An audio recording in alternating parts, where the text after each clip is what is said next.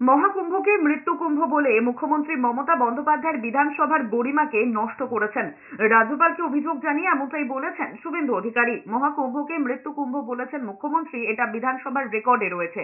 তারপরেও মুখ্যমন্ত্রীর কোনো অনুশোচনা নেই। শুভেন্দু অধিকারী আরো বলেছেন, 144 বছর পর যখন মহাকুম্ভ হবে তখন জানা যাবে 2025 সালে মহাকুম্ভের সময় পশ্চিমবঙ্গের তৎকালীন মুখ্যমন্ত্রী মহাকুম্ভকে মৃত্যুকুম্ভ বলে অপমান করেছেন এবং সেটা বিধানসভার রেকর্ডে রেখে গিয়েছেন। অবিলম্বে মুখ্যমন্ত্রীর মন্তব্য প্রত্যাহারের দাবি তুলেছেন শুভেন্দু অধিকারী। মাননীয় মুখ্যমন্ত্রী বিধানসভার মতো গৌরবের পীঠস্থান, ঐতিহ্যের পীঠস্থান, মর্যাদার পীঠস্থানে মৃত্যুকুম্ভটা যে রেকর্ড করিয়ে দিয়ে গেলেন, কেউ চিরদিন থাকবে না।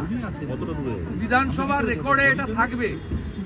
আবার যখন 144 বছর পরে মহাকুম্ভ হবে, সেদিন ইতিহাসে পাওয়া যাবে এমন একজন মুখ্যমন্ত্রী নির্বাচিত হয়েছিলেন বা জনগণ করেছিলেন, যিনি মহাকুম্ভকে মৃত্যুকুম্ভ বলে রেকর্ডে রেখে দিয়ে গেলেন। তার এতটুকু অনুতাপ নেই।